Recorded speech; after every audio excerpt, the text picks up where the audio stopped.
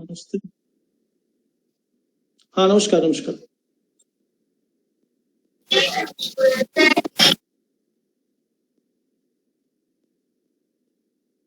अच्छा, मेरी आवाज क्लियर आ रही है? Good morning sir. Good morning everybody.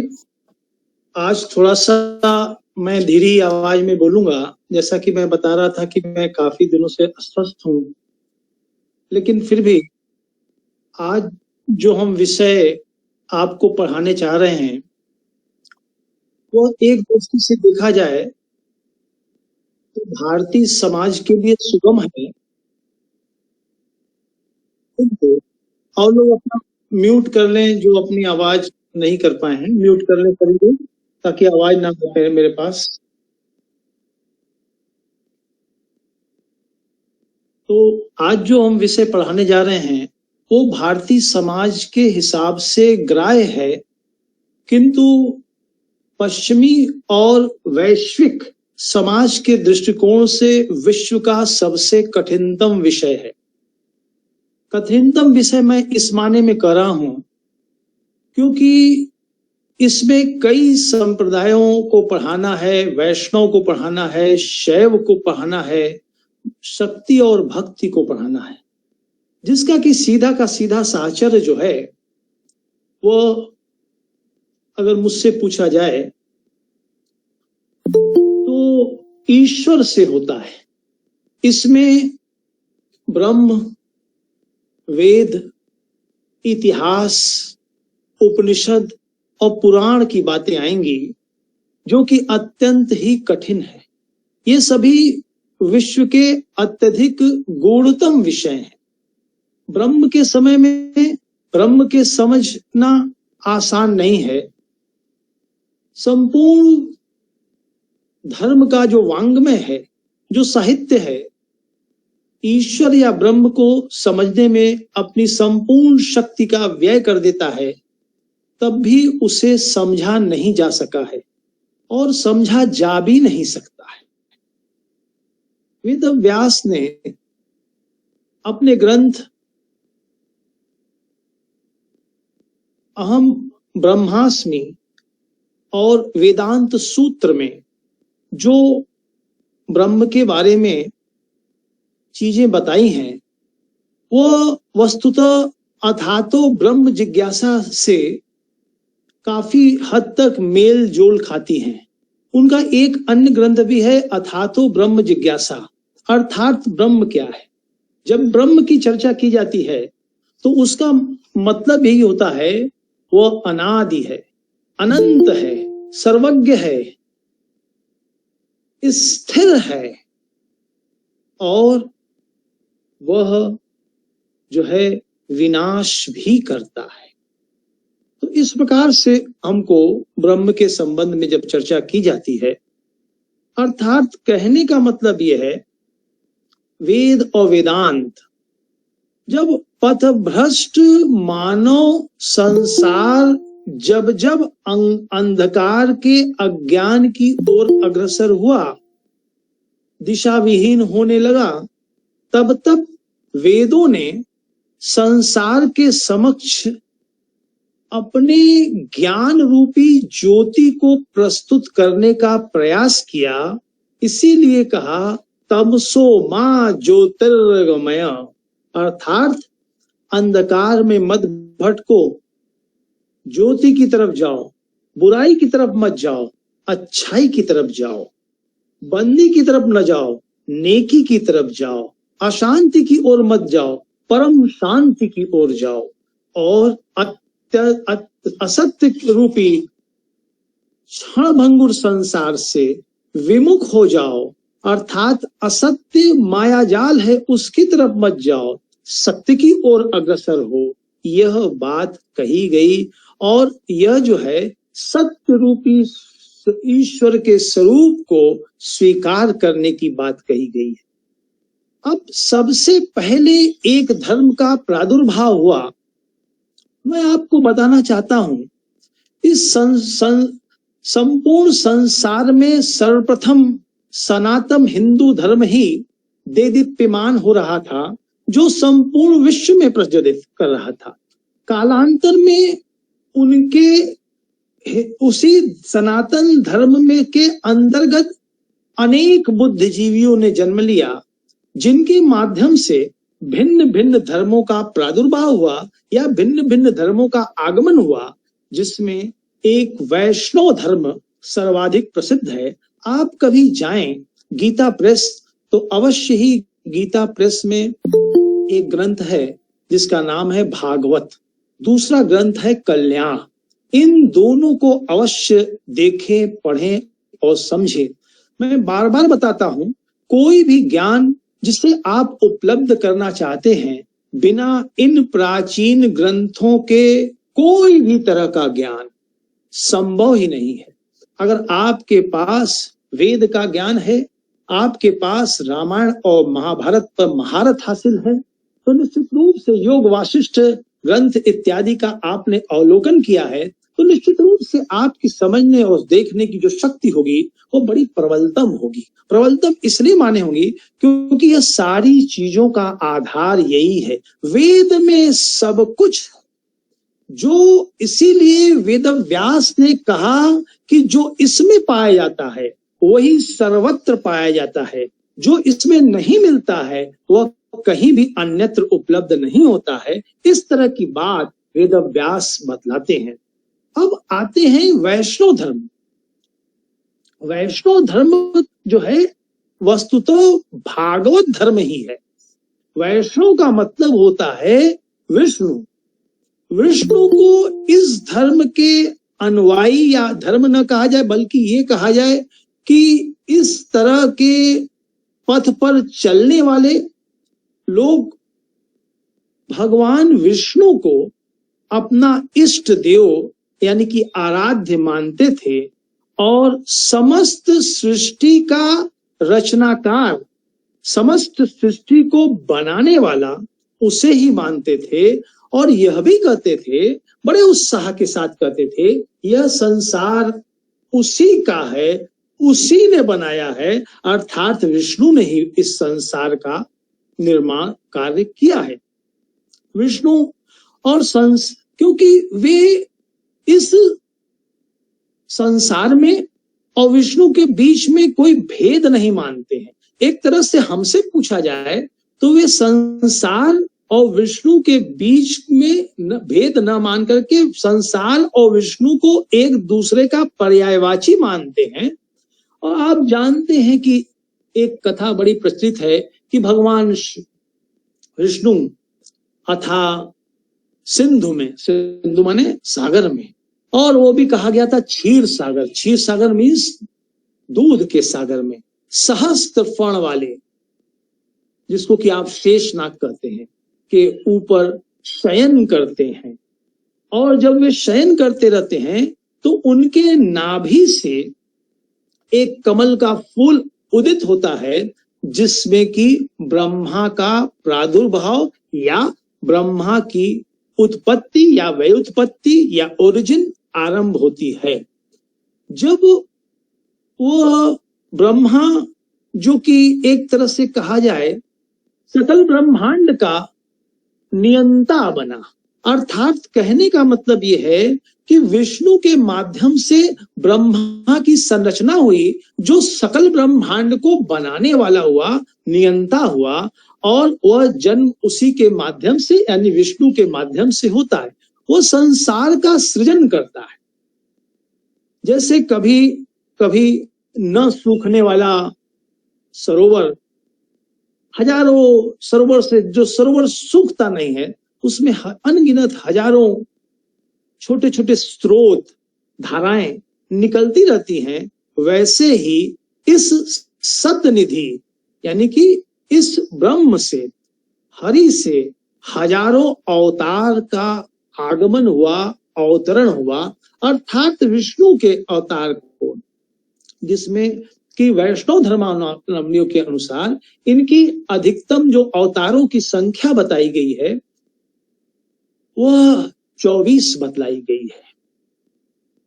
किंतु भगवान विष्णु के 10 अवतार बतलाए गए हैं, जो कि अत्यधिक प्रसिद्ध हैं। आप जानते भी हैं फिर भी मैं उनका नाम ले लेता हूं, उस पर विशेष रूप से डिटेल देने की आवश्यकता नहीं है। सबसे पहला है मत्स्य अवतार, जिसको कहते हैं मत्स्य माने मछली, कच्छप माने कछुआ अवतार, वराह सुकर अवतार, नरसिंह अवतार, आधा नर और आधा सिंह, आधा पशु यानी नरसिंह, वामन अवतार, वही वामन है जिन्होंने 3 पग में तीनों लोक को, पृथ्वी, आकाश और पाताल, तीनों लोक को नाप दिया था। फिर उसके बाद परशुराम अवतार, फिर उसके बाद आप जानते हैं राम का अवतार हुआ, फिर बलराम, बुद्ध और कल्ली, ये 10 अवतार है। इसमें आप देखते हैं कि कृष्ण का नाम नहीं है, क्योंकि कृष्ण स्वयं विष्णु के साक्षात स्वरूप हैं। पुराणों में कृष्ण के साथ बलराम का भी नाम आता है।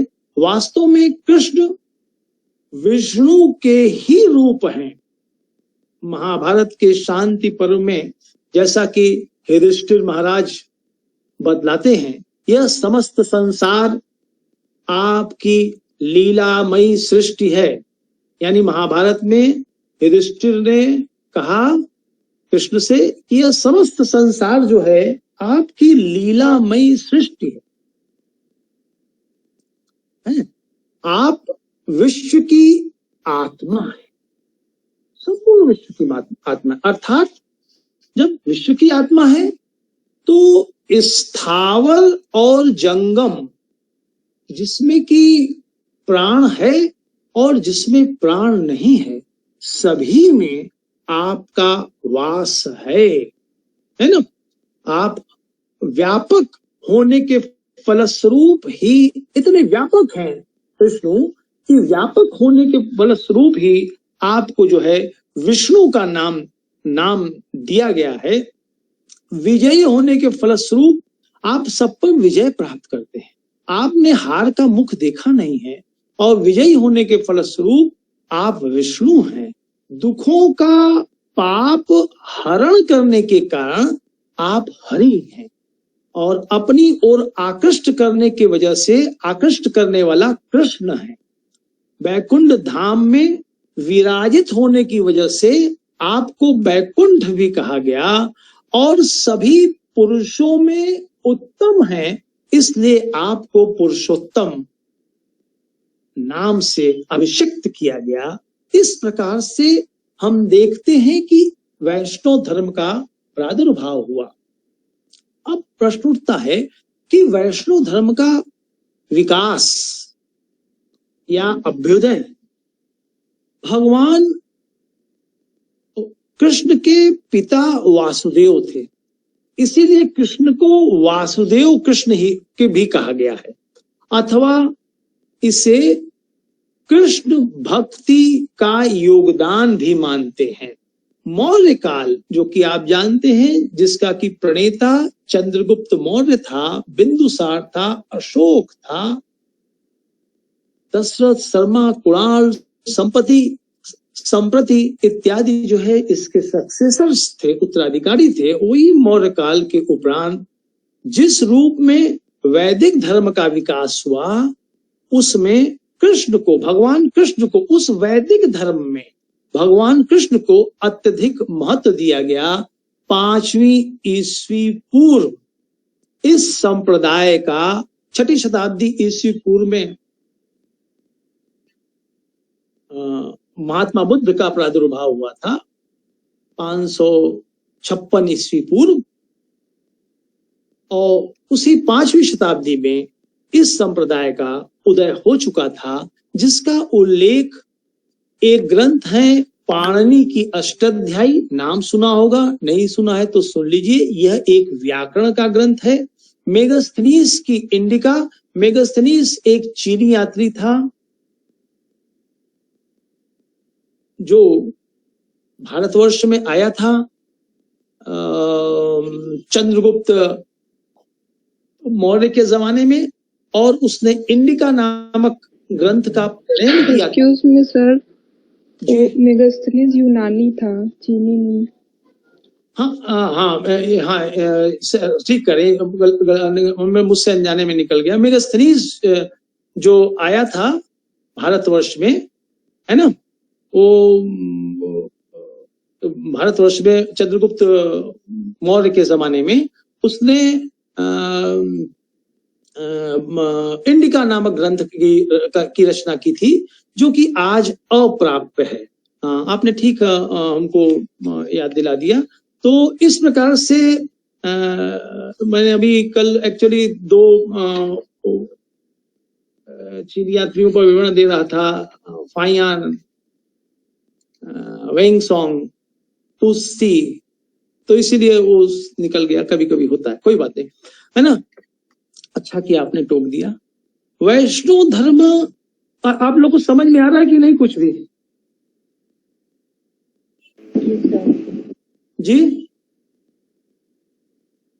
पता नहीं आ रहा है ना? इंटरेस्ट, कविता इंटरेस्टेड लग रहा है या ऐसे ही हो रहा है? इंटरेस्टेड है सर।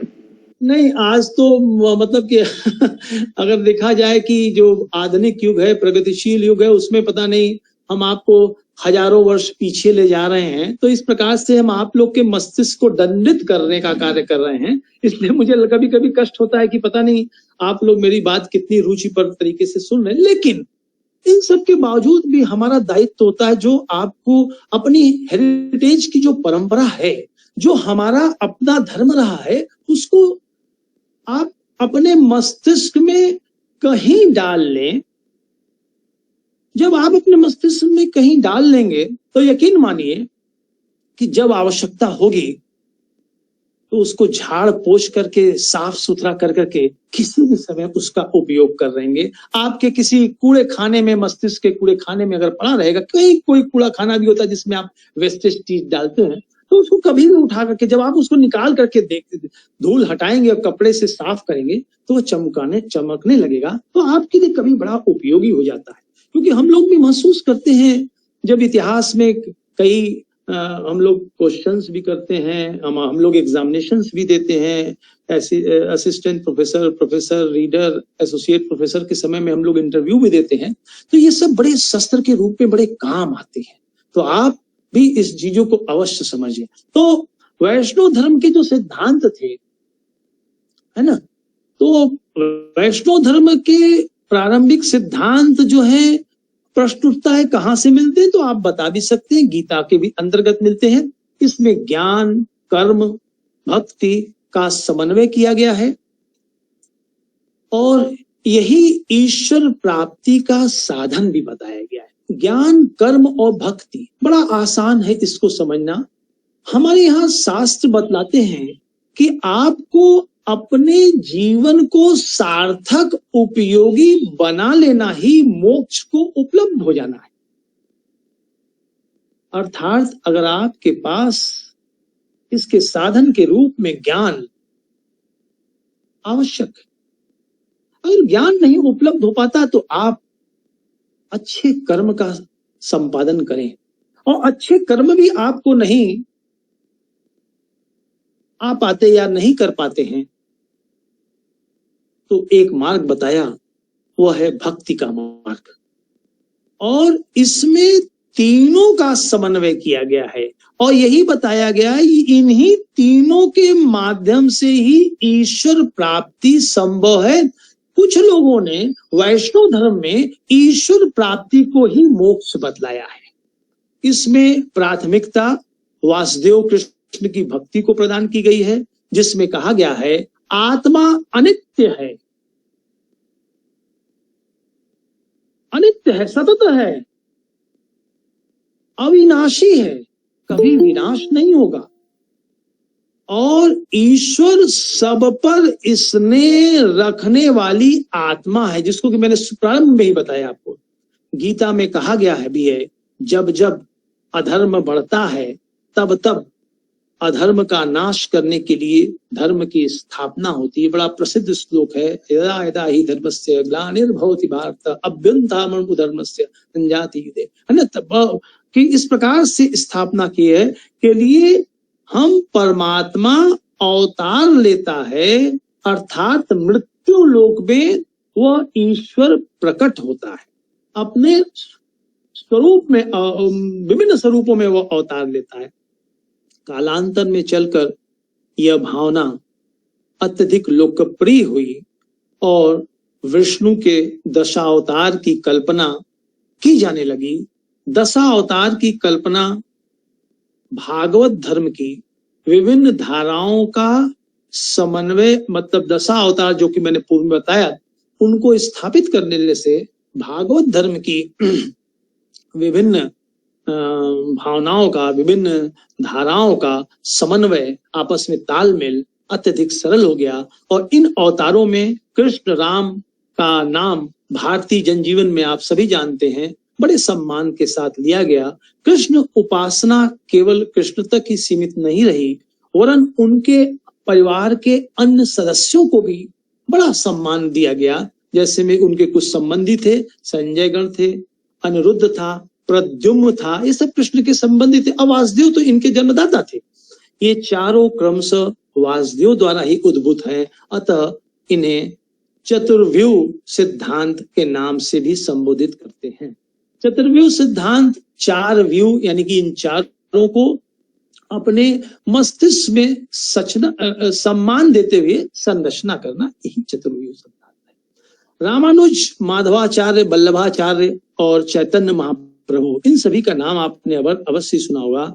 आदि इन संतों ने वैष्णव धर्म में भक्ति पक्ष को प्रस्तुत करने का प्रयास किया या उस पर बल दिया। इन सभी मध्यकालीन भक्त संतों के अनुसार मुक्ति केवल और केवल भक्ति मार्ग के द्वारा ही संभव है। इसमें कर्म और ज्ञान मात्र सहायक हैं। यही वैष्णव धर्म अति संक्षेप में है, जो कि मुझे बाप को समझाने में लगभग 25 मिनट लग गया है। मैं समझता हूं कि यहीं पर आपको, अगर और इसके संबंध में आपको कोई जिज्ञासा हो रही है तो आप हमसे जान लें। उसके बाद जो हम आएंगे शैव धर्म पर, क्योंकि अगर मैं शैव धर्म, वैष्णव धर्म, भक्ति, शक्ति और भक्ति एक साथ मिला दूंगा तो आप भी काफी भ्रमित हो जाएंगे और मुझे भी प्रश्न के जवाब देने में थोड़ा सा संकुचन होगा। इसलिए अच्छा होगा कि आप सभी, अगर आपको भागवत धर्म को सरलतम रूप से, देखिए आपको स्पष्ट कर दें, मैंने अभी उन सिद्धांतों पर, उन चीजों पर बहुत पटाक्षेप नहीं किया है जो आपके मस्तिष्क पर भार बन जाए। मैंने मोटे मोटे तौर से भागवत धर्म को आपको समझाने का प्रयास किया है। फिर भी अगर आपको कुछ पूछना है तो इसके संबंध में आप पूछ सकते हैं, नहीं तो मैं शैव धर्म पर आगे बढ़ना चाहता हूं, क्योंकि कम से कम 2 या 3 मैं आपको पढ़ा दूं। कल भी क्लास ले लेंगे, लगातार ले लेंगे तो हमारा कोर्स आपके प्रति जल्दी समाप्त हो जाएगा। आपको कोई प्रश्न हो तो बताएं। एक्सक्यूज मी सर, हेलो जी। सर आपने चतुर्व्यूह सिद्धांत बताया था सर, वो एक बार फिर से बता दीजिए ना। अच्छा ठीक है, और कोई दूसरा कोई प्रश्न तो एक साथ जवाब ले लें।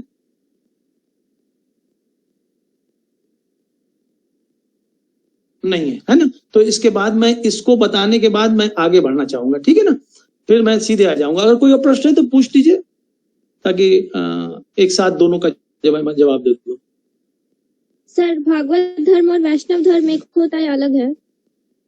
अच्छा ठीक है, और कोई तीसरा प्रश्न नहीं है? मत करिए ज्यादा दिक्कत और टाइम लगेगा ज्यादा। देखिए, नाम पहले मैं भागवत पर आता हूं, फिर उसके बाद चतुर्व्यूह पर आता हूं, क्योंकि उसी क्रम में अगर मैं बताऊंगा तो आपको ज्यादा अच्छा समझ में आएगा। भागवत, भगवत, भगवान की तरह वत। भगवान चाहते हैं कि प्रत्येक प्राणी हमारी शरण में आए, क्योंकि उनका ये कहना है कि प्रत्येक वस्तु हमारे ही द्वारा विस्तारित है, प्रत्येक जीव हमारे ही द्वारा बनाए हुए हैं। इसीलिए मैंने एक बड़ा सरल सा आपको बताया था कि भगवान स्वयं कहते हैं मिलजुल के रहना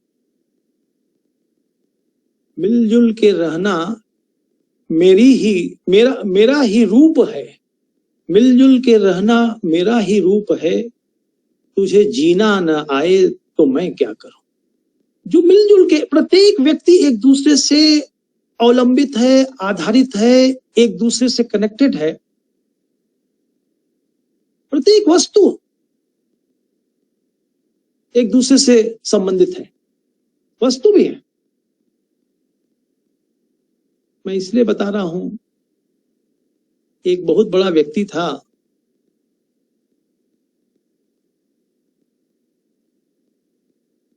वह ज्ञान प्राप्त करने के लिए एक बहुत बड़े विद्वान के पास गया। उसने दरवाजा खटखटाया और भीतर से आवाज आई, कौन है? उसने कहा कि मैं हूं। तो भीतर वाले गुरु ने कहा कि अगर तुम मैं हो तो वापस चले जाओ। मैं माने अहंकार। गुरु ने द्वार खोला, वह व्यक्ति आया, झल्ला रहा था। बहुत देर बाद द्वार खुला था, आप भी नाराज होते हैं। उसने अपना जूता खोला, फेंका, दरवाजा जोर से खोला और जाकर के गुरु के सामने बैठ गया। तब गुरु ने कहा, तुम्हें ज्ञान नहीं दिया जा सकता है, क्योंकि तुम्हारे पास क्रोध ही क्रोध है। तुम सबसे पहले उस किवाड़ से माफी मांगो जिसको तुमने जोर से पटका है। उस जूते से माफी मांगो जिसको खोलकर तुमने एक तरफ फेंक दिया है। उस खटिया से माफी मांगो जिसको पे खींच करके तुम बैठ गए हो। इसीलिए प्रत्येक चीज में ईश्वर का वास है। इस बात की ओर इंगित करता है कि संत कहते हैं कि उस वस्तु से भी माफी मांगो। मैं इसलिए बताना चाह रहा था कि भागवत धर्म और वैष्णव धर्म एक ही मतलब होता है। उसमें भगवत प्राप्ति का लक्ष्य ही भागवत है। भागवत भगवान की तरफ गतिवान हो जाए, माध्यम विष्णु है, सहायक भक्ति है, तो उसको भागवत धर्म कहते हैं। अब आते हैं, अभी एक स्टूडेंट ने पूछा था, बड़ा अच्छा प्रश्न किया था जिस पर कि मैं ज्यादा जिक्र नहीं करना चाहता था। वो है चतुर्व्यूह। संजय गण, अनिरुद्ध,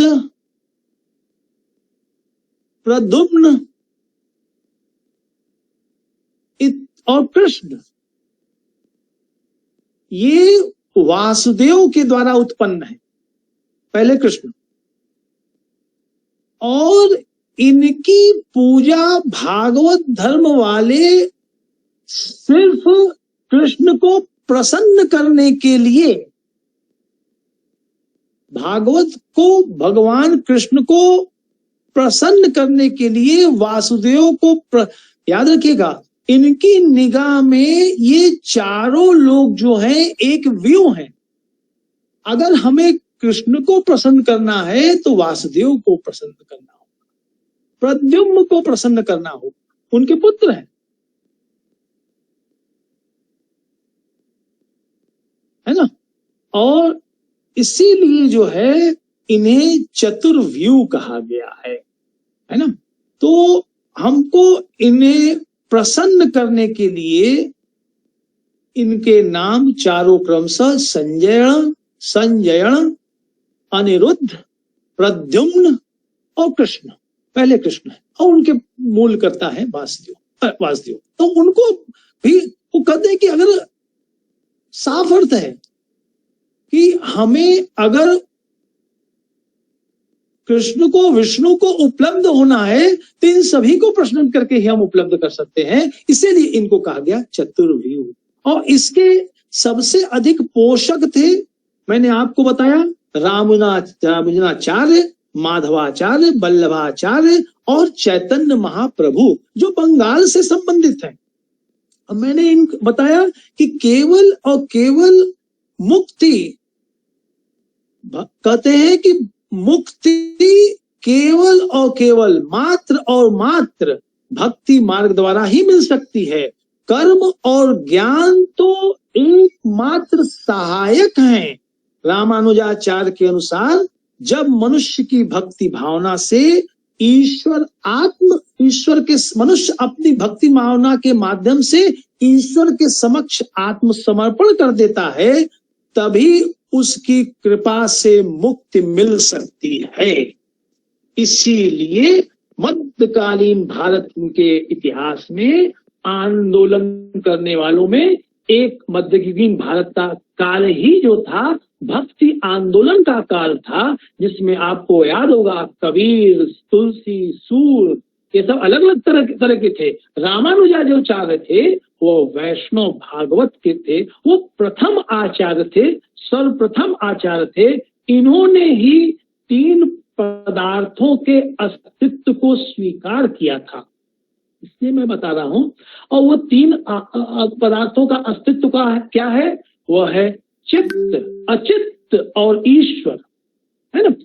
जीव अपने समस्त कार्यों के लिए, प्रत्येक जीव मतलब जीव, जब भी जीव लिया जाए तो उसका मतलब है मनुष्य भी है और जीव जंतु और पशु पक्षी भी है ना। जीव अपने समस्त कार्यों के लिए ईश्वर पर ही आश्रित है। ईश्वर का दर्शन सिर्फ भक्ति के द्वारा ही संभव है और यह मार्ग सभी के लिए खुला है। परमात्मा को रामानुज ने अंतर्यामी रूप में माना है। और इसके बाद एक और आता है, बनारस में कई मंदिर भी हैं चैतन्य महाप्रभु के भगवान की भक्ति के लिए, वो वैष्णव धर्म के ही अनुयायी हैं। सौंदर्य, प्रेम और आनंद, जब आप भक्ति करेंगे भगवान के प्रति तो सौंदर्य उपलब्ध होगा, प्रेम उत्पन्न होगा और एक सबसे बड़ी चीज है आनंद उपलब्ध होगा। और इसका माध्यम इन लोगों ने बताया हरि कीर्तन, ईश्वर का कीर्तन करना, है ना। और यह आपको मैंने आज बता दिया। अब इस पर आप प्रश्न नहीं करेंगे क्योंकि मैंने आपको मौका दे दिया है। अब थोड़ा सा और समय बचा है, हालांकि मुझे थकान लग रही है, लेकिन फिर भी थोड़ा सा धीरे धीरे और आवाज कम करते हुए। मेरी आवाज क्लियर आ रही तो हमको एक बात को या बताएं ताकि मैं यस सर, आवाज आ रही है, क्लियर आ रही है। थोड़ा सा अगर और धीरे बोले तो हम ज्यादा पढ़ा लेंगे, क्योंकि लेकिन फिर भी हमारे जैसे कि इन लोगों को वैष्णव धर्म के लोगों को भक्ति पर आश्रित था, वैसे भी मेरी भक्ति अध्यापन के प्रति है। उसमें बड़ी आनंद की अनुभूति होती है और किसी भी रूप में उसको मैं करना चाहता हूँ, पढ़ना चाहता हूँ और आप तक ज्ञान देना चाहता हूँ। और ऐसा ज्ञान जो कि बड़ा उपयोगी है, जो धर्म के ऊपर धूल जमी हुई है, उसको अगर हटाने का मौका मिले तो मुझे पीछे नहीं हटना चाहिए या किसी को पीछे नहीं हटना चाहिए। दूसरे सिद्धांत पर, दूसरे विचार पर हम आते हैं, शैव धर्म। शैव धर्म का मत ये विष्णु से संबंधित है, तो शैव धर्म जो है शिव से संबंधित है और इसमें भी विष्णु के विभिन्न रूपों के समान ही लगभग शिव भी लोकप्रिय हुए, एक साथ पनप रहे हैं। वैष्णव, शैव, बड़ी भारतवर्ष की आप परिकल्पना कीजिए कि भारतवर्ष में शैव, वैष्णव, जैन, बौद्ध, हिंदू, मुस्लिम, सारे के सारे धर्मों का प्रादुर्भाव एक साथ हो रहा है, जो निश्चित रूप से घबराने वाली बात नहीं है। मैं तो यही मानता हूं कि जितने अधिक धर्म होंगे, जितने अधिक विचार होंगे, जितनी अधिक विचारधाराएं होंगी, उतना ही मानव के मस्तिष्क के विकास का द्योतक होगा, प्रतीक होगा। और मैं तो मानता हूं कि प्रत्येक व्यक्ति अपने आप में इस प्रकार से बन जाए कि एक एक व्यक्ति एक एक धर्म से संबंधित हो जाए तो भारतवर्ष में आनंद की कीर्ति स्वतः फैल जाएगी। लेकिन आज लोगों ने अपने धर्म को अपने पार्टियों में बांध रखा है, बड़े दुख की बात है। कोई साम्राज्यवादी विचारधारा से संबंधित, इंपीरियलिज्म से संबंधित है, कोई लेफ्टिस्ट है, साम्यवादी विचारधारा है, कोई प्रोग्रेसिव है, प्रगतिशील विचारधारा है, कोई वामपंथी विचारधारा है, कोई नेशनलिस्ट है, राष्ट्रवादी विचारधारा है, याद रखिएगा, विचारधारा से बनने का मतलब है कि व्यक्ति में विवेक और बुद्धि का अभाव हो चला है। क्योंकि जहां कहीं ना कहीं विचारधारा जिसको कि आपने पकड़ा है, वो आपके विरुद्ध जब आपको लगे कि नहीं विचार आपके हिसाब से ठीक नहीं है, लेकिन आप बोल नहीं पाएंगे, उसकी कसक रह जाएगी, तो यह आपके लिए सबसे अशुभ दिन होगा। इसलिए मैं कहता हूं कि स्वतंत्र विचारक बनिए। इसीलिए मैं कहता हूं किसी को गुरु मत मानिए, अपने गुरु स्वयं बनिए, अपनी आत्मा को अपना गुरु बनाइए, अपने अच्छे विचारों को अपना गुरु बनाइए, किसी को गुरु मत मानिए। मैं हमेशा, क्योंकि जब गुरु पता चलेगा कि गुरु जो है बदलने की आवश्यकता अब खरा नहीं उतरा है, अब गुरु विभिन्न प्रकार के इस तरह से दूषित हो चुके हैं, तो आपको गुरु बदलने की आवश्यकता होगी। उस समय दुनिया का सबसे बड़ा कष्ट, सबसे बड़ा बोझ आपके मस्तिष्क को होगा, इसलिए उससे बचिए। मैं आपको बता रहा था, इसमें शिव को जो है, जिनका की विकास, संत का विकास एक बड़े वैदिक और रुद्र भयंकर देवता के रूप में प्रतिष्ठित होते हैं। इसमें नार्य और देवता दोनों के तत्व सन्निहित है। आप कहेंगे कैसे? कि शिव का जो चरित्र है विष्णु के ठीक विपरीत है। आप एक हमारे यहाँ 18 पुराणों में एक पुराण लिखा शिव, तो यह जो विष्णु से विपरीत है वो युद्ध स्थल खराब खराब जगहों पर रहते हैं, श्मशान भूमि, भयानक स्थानों इत्यादि पर बड़े गुप्त रूप से निवास करते। ऐसा कहा जाता है जो भारत में यूरोप की भांति अत्यंत अशुभ माने जाते हैं। वह सर्प मानव मुंडों के बीच में, भूत पिशाचों के बीच में, दुष्ट आत्माओं के बीच में, प्रेतात्माओं के बीच में रहते हैं। मृत्यु और महाकाल है जो समस्त पदार्थों का विनाश करते हैं। इस एक पक्ष ब्रह्म का यह भी है जो स्थिर हो और जो प्रलय रहता हो, तो वहां विनाश भी होते हैं। शैव धर्म का जो विकास हुआ, वैष्णव धर्म की भांति शैव धर्म का विकास विभिन्न उपासनाओं पद्धतियों का समन्वय था। इनका विकास ईसा से पहले हो चुका था। वैदिक काल और सिंधु काल सभ्यता में शैव धर्म के कई रूप मिलते हैं। आर्य जातियों में शिव पूजा, अनार्य जातियों में लिंग पूजा प्रचलित थी। इससे इस समय निंदा की दृष्टि से देखा जाता था। मोहनजोदड़ो की मोहरों से प्रकट होता है कि वहां आप लोग को प्रारंभिक समय में पढ़ा होगा, अगर इतिहास के लोग होंगे तो एक मोहर मिलती है। मोहर मतलब राजकीय मोहर होती थी जो कि ठप्पा लगाया जाता था, बहुत अधिक मिलती है। और ये मोहरों का बहुत अधिक, सबसे अधिक जो मिलती भोपाल में भीम बैठका है, वहां पर भी खूब सारी मोहरें मिलती हैं। तो इसमें मोहरों से प्रकट होता है कि वहां पशुपति तथा लिंग पूजा प्रचलित थी। दुर्भाग्य से शैव धर्म के परिवर्तित विकास का हमें इतिहास, क्रमशः इतिहास किस प्रकार से पुराना इतिहास है, बहुत अधिक इतिहास शैव धर्म का हमारे पास उपलब्ध नहीं होता है। शैव धर्म का जो हम इसको या शैव संप्रदाय का जो हम सबसे ज्यादा प्रादुर्भाव देखते हैं भारत के उत्तर और पश्चिम में भी देखते हैं, लेकिन दक्षिण भारत में खूब देखते हैं, इसका प्रचार हुआ। वहां शैव धर्म एक नए संप्रदाय के रूप में विकसित होने लगा, जिसको कि वीर शैव अथवा लिंगायत संप्रदाय, लिंगायत संप्रदाय के नाम से जाना जाता है। इसके 28 आगमों पर आधारित है।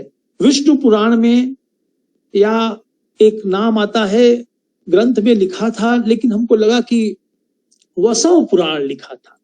वसव पुराण का नाम मैंने कभी सुना नहीं था, तो हमको लगा कि वो प्रिंट गलत हो सकता है, वहां पर विष्णु पुराण होना चाहिए, जो कुछ भी हो। लेकिन आप जानते हैं कि 18 पुराण है और 28 उप पुराण है ना। तो हो सकता है कि वसव पुराण उसके अंतर्गत हो, लेकिन मुझे याद नहीं आ रहा है। आप इस त्रुटि के लिए हमें क्षमा करेंगे, क्योंकि मैं इस पर कोई बहुत अधिक अवसर नहीं मिला कि मैं अन्य ग्रंथों को देख करके आपको बता पाऊं, और मेरी स्थिति भी ऐसी नहीं थी कि मैं 1 घंटा और किताबों में अपने आप को डाल करके पता लगा पाता कि वसव पुराण क्या है। एनीहाउ, तो इस संप्रदाय की स्थापना का श्रेय जो है, जो नाम मिलता है, वह मादिराज पुत्र, जो कि ब्राह्मण था, ब्राह्मण मादिराज पुत्र और कल्याणी के शासक कलचुरी विज्जल के प्रधानमंत्री वासव को दिया जाता है। तो वासव और वसल, तो वासल को मैं उसका I am unable to create the identification of the vassal, मैं इनका समीकरण करने में अपने आप को असमर्थ पा रहा हूं, सही नहीं बैठा पा रहा हूं, इसलिए आप इस पर प्रश्न भी न करेंगे तो ज्यादा अच्छा होगा। तो ये उल्टा सिर्फ, लेकिन उस भावनाओं से मैंने आपको अवगत करा दिया। तो शैव संप्रदाय को लिंगायत परंपरा में अत्यधिक प्राचीन बतलाया गया है, और इसके संस्थापक जो थे लिंगायत संप्रदाय के 5 बतलाए गए हैं, जिनके नाम मैं ले लूंगा। एको नाम पंडिताराध्य, रेवण, मरुल, विश्वाराध्य बतलाए गए हैं, जिनकी की उत्पत्ति भगवान शंकर को पंचमुखी भी कहा गया है। 5 मुखों, भगवान शंकर के 5 मुखों के माध्यम से हुई, इस प्रकार से बतलाया गया है। इसी तरह से जैसे कि हमारे यहाँ जो शंकराचार्य हुए हैं, प्रथम शंकराचार्य जो हैं, वो भगवान शिव के एक तरह से शिव के अवतार माने गए हैं। इसीलिए कहा गया है सदा शिव समारंभा इत्यादि जो शब्द किया, शंकराचार्य मध्यमान अस्मद गुरु परंपराम तस्मै गुरु नमो नमः इत्यादि की जो संरचना सूत्र में की गई है, उसके माध्यम से मैं आपको बताने का प्रयास कर रहा। तो 5 उत्पन्न हुए थे, और इन्होंने क्रमशः जो है मैसूर, जहां पर एक नाम पड़ता है रंभापुरी, प्राचीन नाम है, उज्जैन, आज भी वही उज्जैन, जो कि आप जानते हैं कहां पर उज्जैन नगरी है। केदारनाथ, ये भी आप जानते हैं उत्तराखंड में गए हो आप, हो लगता है कई लोग केदारनाथ धाम का दर्शन भी करने गए हो। और शैल जो है आप जानते हैं, एक नाम सुना होगा, आंध्र प्रदेश में कुरनौल पड़ता है, उसको श्रीशैल कहते हैं। और काशी, आप इसको भी जानते हैं, जिसमें आप अभी बैठे हुए हैं, विराजमान हैं। मैं अपने अपने सिंहासनों की, इन 5 लोगों ने अपने अपने सिंहासनों की प्रतिष्ठा, उसका भाव यह है कि अपने अपने पीठों की संरचना की थी।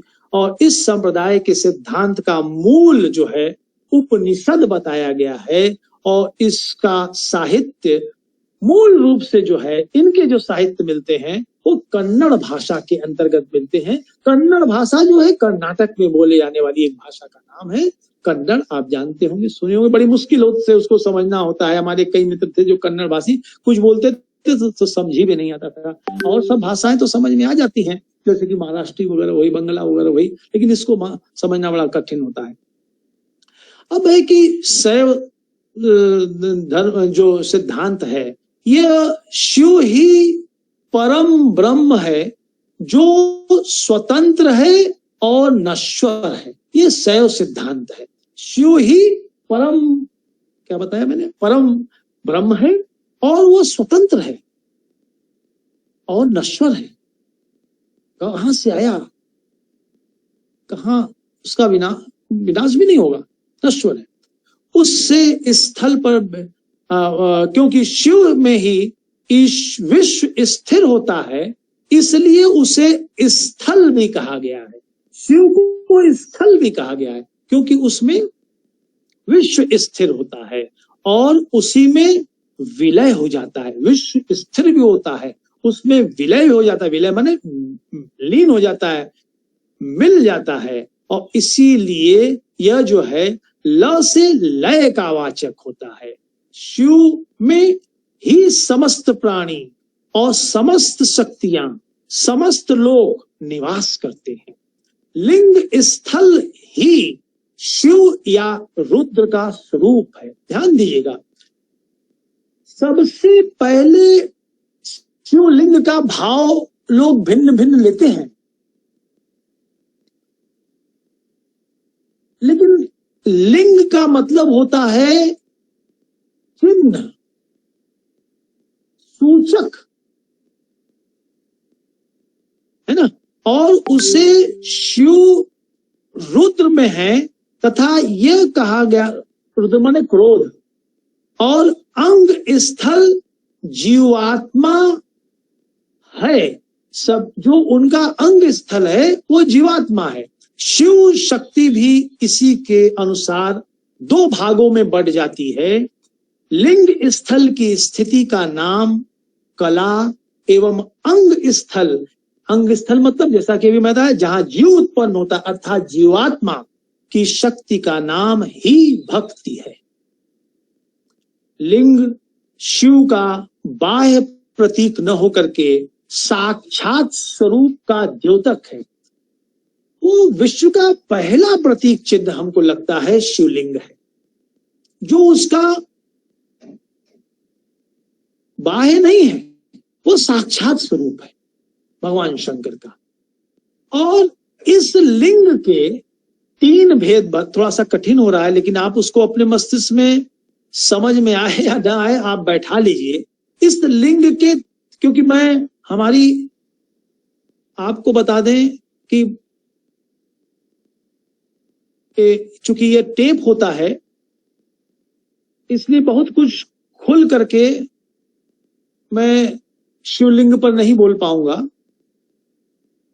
लिंग की अवस्था और योनि की अवस्था का भाव आप समझें, यहीं पर अपने विराम देते हुए, क्योंकि यह संभव नहीं, हमारी भी अध्यापक होने की वजह से कुछ सीमाएं हैं, और खासतौर पर यह टेप हो रहा है, इसलिए मैं अपनी भाषा का, अपने दृष्टिकोण का, अपनी भावनाओं का अतिक्रमण नहीं करूंगा, और वहीं पर विराम देते हुए आपको स्थूल रूप से अर्थात मोटे तौर से मैं समझाने का प्रयास करूंगा। एक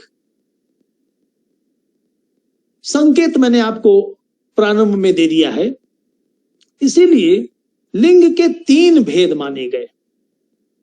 भावलिंग, भावलिंग मतलब क्या होता है? अर्थात परम तत्व, अर्थात व्युत्पत्ति का परम तत्व, अर्थात सत्य, अर्थात सत्य अर्थात सुंदर एवं मधुर। सत्य का शाब्दिक अभिप्राय सुंदर एवं मधुर। अब पहला हो गया ये जिसको मैंने बताया भावलिंग। दूसरा है प्राणलिंग, सूक्ष्म रूप से परमात्मा का चित्त है। चित्त मतलब बुद्धि, चेतना। दूसरा हुआ प्राणलिंग अर्थात सूक्ष्म रूप से परमात्मा का चित्त है। तथा तीसरा है इष्टलिंग। इष्टलिंग मतलब स्थूल रूप से आनंद है, अर्थात भावलिंग परम तत्वलिंग। ध्यान से समझिए मेरी बात को, अगर थोड़ा सा इशारा समझ रहे हैं तो समझिए। भावलिंग, परम तत्वलिंग, सत्यलिंग, प्राणलिंग यानी सूक्ष्म रूप परमात्मा का चित्त, तथा तीसरा मैंने बताया इन दोनों के भाव से तीसरे की व्युत्पत्ति आनंद लिंग है, अर्थात जिसको कहते हैं इष्ट लिंग। यही स्थूल रूप से आनंद स्वरूप है, यही स्थूल रूप से आनंद है। अब इन तीनों को आप संयुक्त करते होंगे अपनी दैनिक भाषा के रूप में, जिसको कहते होंगे सत्य, चित्त और आनंद। कभी आपने समझा नहीं होगा, लेकिन आज समझिए। इस पर प्रश्न मत करिएगा हमसे, क्षमा चाहते हैं। मैं बहुत क्योंकि आपको समझाने के लिए मुझको थोड़ा सा कुछ विपरीत, जहां मैं नहीं बोलना चाहता वहां बोलने के लिए विवश होना पड़ेगा। इतने से ही समझ जाइए जितने मैं समझा रहा हूं। अर्थात अंग स्थल जीवात्मा को कहा गया, जिसके भी 3 भेद होते हैं। और इन 3 भेदों को समझ लीजिए। इसके बाद मैं अपनी वाणी को विराम दूंगा। शेष बचा हुआ मैंने आपको कल पढ़ाना है, कल बताना है, जो कि ये अब तक का कठिनतम है। उसके बाद सरलतम सब हो जाएगा, है ना। इसी 3 भेद को अंग स्थल जीवात्मा को कहा गया। इसके भी 3 भेद हैं, इसको समझ लीजिए। पहला है योगांग। ध्यान से सुनिए, योगांग अर्थात या बराबर इज इक्वल टू, जिसके द्वारा मनुष्य शिव से संपर्क स्थापित करता है। योगांग, योग का अंग, जोड़ने। योग का एक अर्थ भाव होता है जोड़ना भी।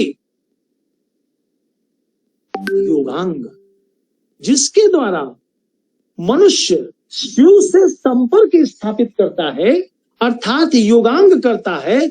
और शिव से संपर्क का तात्पर्य होता है आनंद।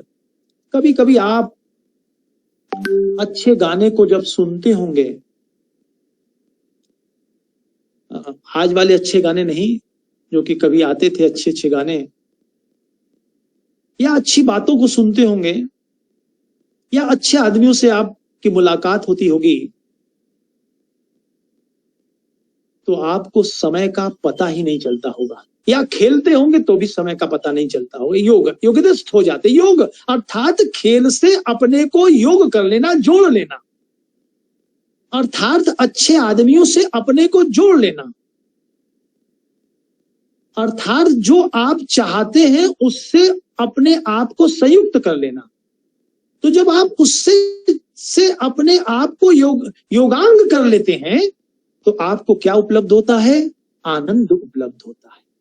जैसे कि आपको पता होगा, जब भगवान श्री कृष्ण ने अपना स्वरूप दिखाया था अर्जुन को, और उसे चक्षु प्रदान किए थे, क्योंकि वे जानते थे कि श्री कृष्ण को सीधे देखा नहीं जा सकता है। तो भगवान कृष्ण ने अपना साक्षात रूप दिखाने के लिए उन्हें नेत्र, एक चक्षु प्रदान किया, एक अलग प्रकार का नेत्र प्रदान किया, तभी वह अर्जुन देख पाए। और जब अर्जुन ने जब श्री कृष्ण के साक्षात स्वरूप को देखा, तो वहां समय रुक गया। तो जहां आनंद की अनुभूति होती है, आनंद की अनुभूति, आप अच्छे व्यक्तियों से मिले, अच्छे लेक्चरर को सुने, अच्छे खेल से अपने आप को संयुक्त कर ले, यहां तक कि किसी जो क्रिया है, जो साहचर्य की क्रिया है, उसमें भी अपने आप को अगर रद्द कर लेंगे तो वहां भी समय रुक जाता है। तो जहां समय रुक जाता है वहां आनंद की अनुभूति होती है। जब आपको ईश्वर साक्षात अगर आप ईश्वर की लालसा रखते हैं और ईश्वर आपके सामने साक्षात प्रकट हो जाएगा, तो यकीन मानिए कि आप उसे निहारते रहेंगे। जिस प्रकार से सुंदर और लावण्य वस्तुओं को आप देखते रहते हैं, उसी प्रकार से उसे भी निहारते रहेंगे। और जब आप उसे निहारते रहेंगे तो यकीन मानिए कि समय का पता नहीं चलेगा। जहां समय रुक जाए वही तो ईश्वर तत्व की प्राप्ति और अभिव्यक्ति दोनों होती है। तो मैं आपको बताना चाह रहा था योगांग, अर्थात जिसके द्वारा मनुष्य शिव से संपर्क स्थापित कर लेता है, तो उसे आनंद की अनुभूति या आनंद की प्राप्ति होती है। दूसरा है भोगांग। इसके द्वारा मनुष्य या जीव शिव के साथ आनंद का भोग करता है। यह अत्यंत सूक्ष्म शरीर है तथा स्वप्नावस्था में भी स्थिर रहता है। थोड़ा सा इसको समझ लीजिए। भोगांग, मनुष्य जीव या मनुष्य कहा जाए या जीव शिव के साथ, शिव माने सत्यम, सत्य के साथ यानी ईश्वर के साथ आनंद का भोग करता है, तो अत्यंत सूक्ष्म शरीर, अत्यंत सूक्ष्म शरीर मतलब कि आपका जो भीतर की स्वरूप है, दो स्वरूप है। एक तो आपका शरीर आत्मा से संयुक्त है और बाहर वाला शरीर जिसको कि स्थूल शरीर कहते हैं, जो आपका अपने ऊपर है, जब उसके भीतर आत्मा है तो उसको सूक्ष्म कहा जाता है। और वही सूक्ष्म शरीर जब अलग हो जाता है तो आपका जो शरीर है वो शरीर न रह करके 100 हो जाता है। तो यह अत्यंत सूक्ष्म शरीर है तथा स्वप्नावस्था में भी स्थिर रहता है। ऐसा नहीं है, जब आप ध्यान दीजिएगा, जब आप स्वप्न देखते हैं तो भी आपका शरीर दूसरे लोक में, दूसरी जगहों पर, दूसरे मकान में चला जाता है। आपने कभी कभी अगर आप हॉस्टल में रहते होंगे तो हॉस्टल का स्वप्न देखते होंगे, और जब अपने घर में रहते हॉस्टल में रहते होंगे तो घर का स्वप्न देखते होंगे, या किसी अन्य जगह पर जहां आप गए हो या न गए हो उसका स्वप्न देखते रहे होंगे, लेकिन आपका शरीर उस स्थान पर यथावत पड़ा रहता है। तो सूक्ष्म शरीर साफ है कि अत्यंत सूक्ष्म शरीर है तथा स्वप्नावस्था में भी वह सूक्ष्म शरीर इधर उधर जाता नहीं, वह उसी में विराजमान रहता है। उसका भी आनंद देखिए। जब तक आप स्वप्न देखते हैं, चाहे आप अच्छा देख रहे हैं चाहे आप बुरा देख रहे हैं, दोनों ही स्थिति में वो स्वप्न आपके साथ सजीव लगता है। वो आप नहीं भाप पाते कि यह नहीं हो रहा है, यह स्वप्न नहीं देख रहे हैं, आपको लगता है कि यथावत हो रहा है। जब आपकी तंत्रा टूटती है, नींद टूटती है, तब आपको पता चलता है कि यह तो स्वप्न था। तब आप बड़े आनंदित होते हैं कि चलो भैया बुरा स्वप्न था तो इससे अच्छा हुआ कि ये सपने रहा, है ना। और अच्छा स्वप्न हुआ तब भी आप दुखी होते हैं कि शायद काश ये हो गया होता, है ना।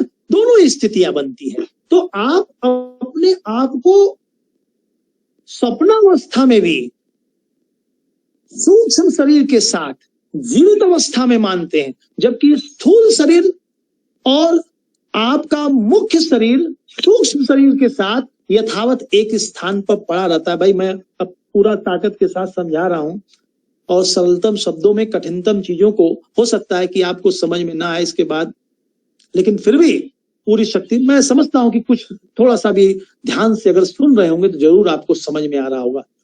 इसके अलावा है, तीसरा है त्यायांग। तीसरा भेद है त्यायांग, इसको भी समझ लीजिए। इसमें जीव नश्वर संसार का त्याग करता है, इसलिए इसका नाम लगा त्यायांग। और यह स्थूल शरीर जो जागृत अवस्था में रहता है, इसको समझिए। इसमें जीव इस नश्वर संसार का त्याग करता है, अर्थात त्यायांग त्याग करता है। अपने अंग का नश्वर शरीर को एक अंग माना गया है सूक्ष्म शरीर से, यानी मोटे तौर से समझ लीजिए आत्मा से अलग। वो नश्वर शरीर को त्यागांग कर देता है। यह स्थूल शरीर यही पड़ा रहता है जो कि आपको जागृत लगता है, लेकिन वो अलग होते ही उसमें संवेदनाएं समाप्त हो जाती हैं और वह स्थिर शरीर जो है वह अपनी पूर्ण अवस्था में, जिस अवस्था में आया था उसी में उसका विलय हो जाता है। शैव परंपरा के अनुसार, जो कि शिव परंपरा, आपको बताएं कल्हड़ की रास्तरंगिणी में भी शैव धर्म का पर्याप्त उल्लेख है। अशोक के संदर्भ में कई उल्लेख है। तो शैव परम कहा जाता है कि प्रारंभ में सम्राट अशोक शिव का उपासक था, बाद में उसने श्रीनगर को अपनी राजधानी बनाया। कालांतर में हुआ होगा बौद्ध धर्म का उपासक। शैव परंपरा के अनुसार एक परम ब्रह्म, जो सत्ता, जो ताकत, यानी जो परम ब्रह्म सत्ता है, सत है, परम ब्रह्म बुद्धि है अर्थात चित्त है, और परम ब्रह्म आनंद का स्वरूप है, और इसे ही शिव का सार, यानी कि सत, चित्त और आनंद को शिव का, शंकर का सार कहा गया है, एसेंस कहा गया है। इसे ही ईश्वर अर्थात शिव का तत्व कहा गया है, और उसे ही, उस शिव तत्व को जहां पर लिंग विराजमान है, उसे स्थल कहा जाता है। मुक्ति प्राप्त करने का उपाय भक्ति अर्थात ईश्वर के प्रति प्रेम द्वारा नैतिक और आध्यात्मिक अनुशासन के अभ्यास के द्वारा, जिसमें शिव का साहचर्य प्राप्त होता है, यह मुक्ति का साधन है। अर्थात फिर से समझ लीजिए, मुक्ति प्राप्त करने का उपाय भक्ति अर्थात शिव के प्रति प्रेम, शैव धर्म वाले स्वाभाविक है, वैष्णव के प्रति प्रेम, विष्णु के प्रति प्रेम, इसी तरह से शिव के प्रति प्रेम द्वारा नैतिक, नैतिक मतलब जो समाज के लिए हितकारी हो, वो नैतिक होता है। और आध्यात्मिक अनुशासन, आध्यात्मिक अध्य माने होता है अपना, और ध्य माने होता है अध्ययन, अर्थात अपना अध्ययन ही आध्यात्मिक होता है। अनुशासन के अभ्यास द्वारा इसमें शिव के साथ, अर्थात दो चीजें महत्वपूर्ण है शिव के साथ साहचर्य करने के लिए, शिव के साथ आनंद करने के लिए, एक नैतिकता का बोध, नैतिकता होनी चाहिए, नैतिकता का ज्ञान, और दूसरी महत्वपूर्ण चीज है आत्म, अपना अध्ययन का अनुशासन, है ना। तब आप शिव से साहचर्य को उपलब्ध हो सकते हैं। यह संभवतः जो धर्म था हिमालय के साथ होने की, संबंध होने की वजह से हिमालय से शिव का साहचर्य रहा है। उत्तर पश्चिमी भारत में शैव धर्म भी बड़ा लोकप्रिय हुआ। यह बात हमें यूनानियों के पार्थियन और कुशल राजाओं की मुद्राओं और लेखों के माध्यम से, कई राजा जो थे, बहुत डिटेल हो जाएगा कि मैं भागवत धर्म के अनुयायी थे। यूनानी लेखक हेसिटस, मेगास्थनीज और गंधार में एक बड़ा प्रसिद्ध देवता था जो कालांतर में शिव की सवारी का द्योतक बना, ऋषभ इत्यादि की पूजन का भी भाव हमको दृष्टिवत होता है। मैं समझता हूं कि यही मैं अपनी वाणी को आज के इस तथ्य में विराम देता हूं, और इस कठिनतम विषय को सरलतम शब्दों में मैंने अभिव्यक्त किया। कभी आपको अगर समझना होगा तो मैं इस विषय पर इंडिविजुअली भी कुछ चीजों को समझा सकता हूं, लेकिन सार्वभौमिक रूप से बोलना शायद मेरे लिए उपयुक्त नहीं होगा। आप सभी, यहीं पर मैं अपना वचन समाप्त करता हूं। आप सभी को बहुत बहुत शुभकामनाएं। आप सभी के हृदय में बैठे हुए परमात्मा, परम परमात्मा परमेश्वर को मैं सादर प्रणाम करता हूं। आप सभी मेरा प्रणाम स्वीकार करें। थैंक यू वेरी मच कि आपने हमको बड़े धैर्य पूर्वक, बड़ी सहनशीलता पूर्वक, बड़े लंबे समय से, चाहते या अनचाहे में आपने सुना। आप कुछ भी हो, मुझको अपनी आत्म संतुष्टि होती है कि मैं कुछ भारतीय संस्कृति और इंडियन हेरिटेज के पक्षों को आपके हृदय में स्थापित करने का प्रयास कर रहा हूं। इससे मुझे संतोष हुआ। आपको कितना संतोष हुआ होगा या आप बताएंगे। आलोक जी, मैं यहीं पर विराम देता हूं। Thank you very much all of you. Thank you sir. Thank you sir. Thank you sir. Okay बेटा, ओके ओके, थैंक यू। दृष्टि गई। रंजीत? Yes sir. जी सर, थैंक यू। अच्छा लगा? नहीं? जी सर, अच्छा था। चलिए ठीक है ना। अब अच्छा, अब कुछ समझिए, तब थोड़ा सा ज्ञान अनंत है, हम लोग भी पूरा नहीं समझ पाए। जब किसी विषय को पढ़ते हैं तो लगता है कि अरे कुछ भी नहीं जानते। ये सत्य है।